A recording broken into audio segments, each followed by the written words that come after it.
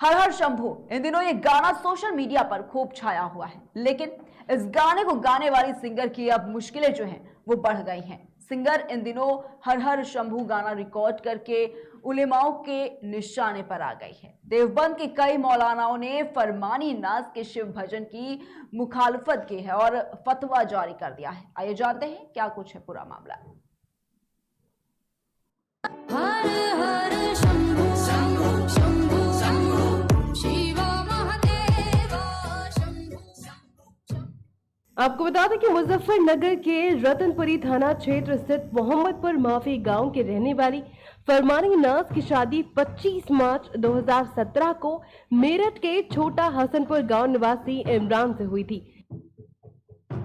लेकिन शादी के 1 साल बाद बेटा होने के बाद से ही फरमानी को उसकी ससुराल वालों ने परेशान करना शुरू कर दिया।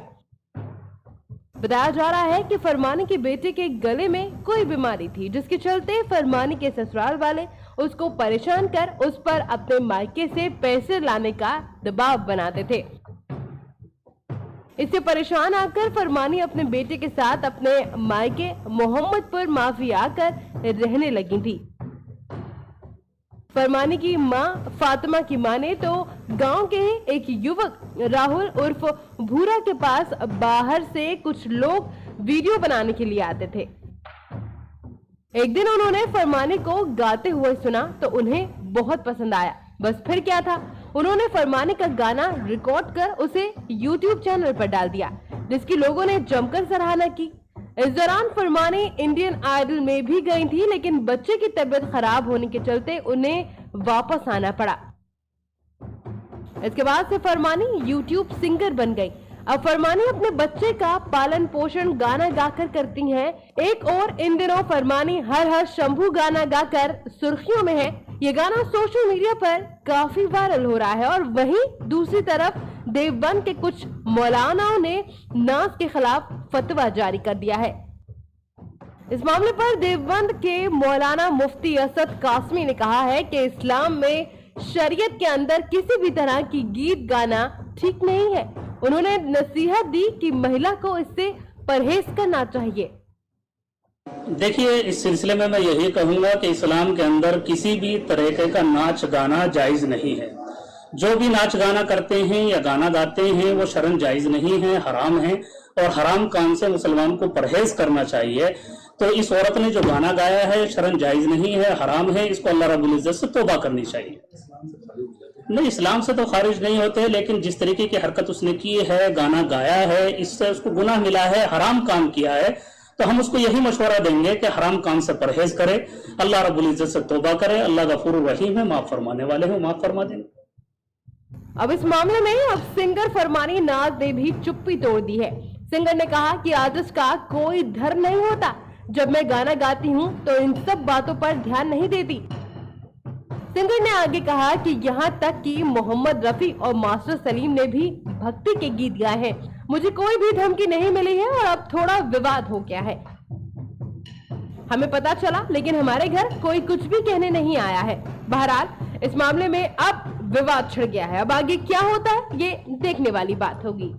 हर हर शंभू शिव महादेव शंभू शिव महादेव कर्पूर गौरम करुणावतारम संसार सारम भुजगेंद्रहारम सदा वसंतम हृदयारविंदे भवं भवानी सहितं नमामि। हर हर शंभू शिव महादेव शंभू शंभू शंभू शिव महादेव। हर हर शंभू शंभू शंभू शंभू शिव महादेव। और योगी राज में जिस उत्तर प्रदेश में बेसिक शिक्षा विभाग को करीब 4000 करोड़ रुपए का सालाना बजट मिलता है, उससे उत्तर प्रदेश के एक जिले की हालत कुछ ऐसी है कि यहां बच्चों को अपनी यूनिफॉर्म गंदी कर खेत के कीचड़ के बीच से क्लास में पहुंचना पड़ रहा है। क्या है पूरा मामला, देखिए इस खास रिपोर्ट में।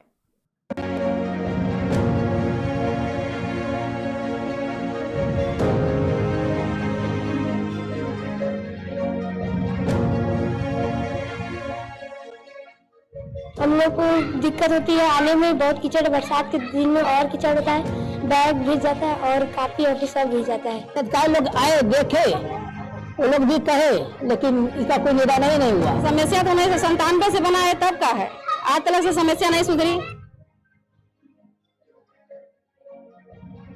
जहां एक प्राइमरी स्कूल में पढ़ने वाले स्टूडेंट्स खेत के रास्ते से अपने स्कूल में कुछ इस तरह से जा रहे हैं। इन तस्वीर को आप साफ देख सकते हैं।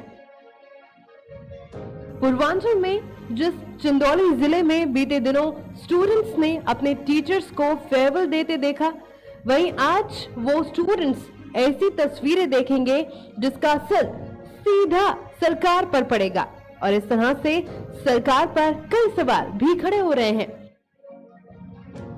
दरअसल चंदौली में शिक्षा पाने के लिए नौनिहालों को कितनी मेहनत करनी पड़ रही है, इसका अंदाजा इसी बात से लगाया जा सकता है कि कीचड़ और पानी से भरे खेत से होकर बच्चों को रोज स्कूल जाना पड़ता है। आजादी के समय का बना हुआ ये स्कूल आजादी के इतने साल के बाद भी विकास की राह ताक रहा है। चंदौली में स्थित ये परिषदीय विद्यालय एक ऐसा है जो बना तो है आजादी के समय से ही, मगर वहां जाने के लिए रास्ता आज तक नहीं बन सका। स्कूल के छात्र और शिक्षक कीचड़ और पानी से भरे खेत से होकर रोजाना विद्यालय जाने को मजबूर हैं। इसी वजह से आए दिन बच्चे और टीचर्स गिरकर घायल भी हो जाते हैं।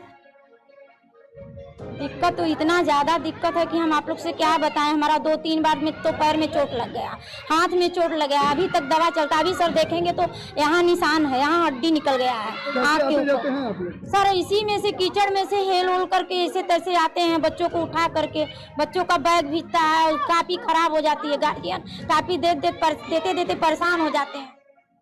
बरसात के दिनों में हालात और भी बद से बदतर हो जाते हैं। जहां बरसात के दिनों में स्कूल के चारों तरफ पानी भर जाता है, इसके चलते बच्चों से लेकर टीचर्स भी मुश्किलों का सामना करते हैं।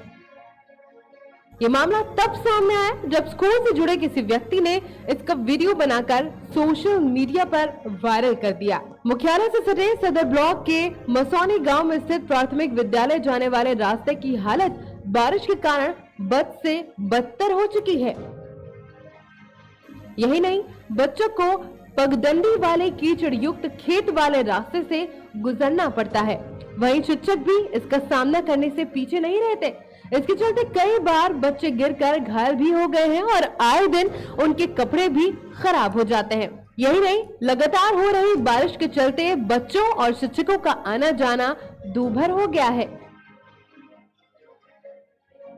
आपको बता दें कि शिक्षकों की ओर से कई बार जिलाधिकारी को अवगत कराया गया है, मगर आज तक इसे लेकर कोई भी पहल नहीं की गई है। कीचड़ और जल भराव होने के कारण बच्चे किस कदर परेशान हो जाते हैं, इन तस्वीरों में साफ देखा जा सकता है। स्कूल जाने से पहले इनके कपड़े भी खराब हो जाते हैं और इन्हीं कपड़ों में उन्हें घंटों स्कूल में रहना पड़ता है। इतनी बदतर हालत देखकर भी अब तक जनप्रतिनिधियों और अधिकारियों का ध्यान इस पर गया नहीं है। कई बार बड़ी विकास योजनाओं की चकाचौंध में कुछ जरूरी चीजें सरकार अक्सर भूल जाती है। यह खबर ऐसी है कि एक जरूरी चीज याद दिला देगी। अफसर और बड़ी कोठियों वाले नेता इसे समझ जाएं तो शायद बच्चों की जिंदगी बदल जाएगी।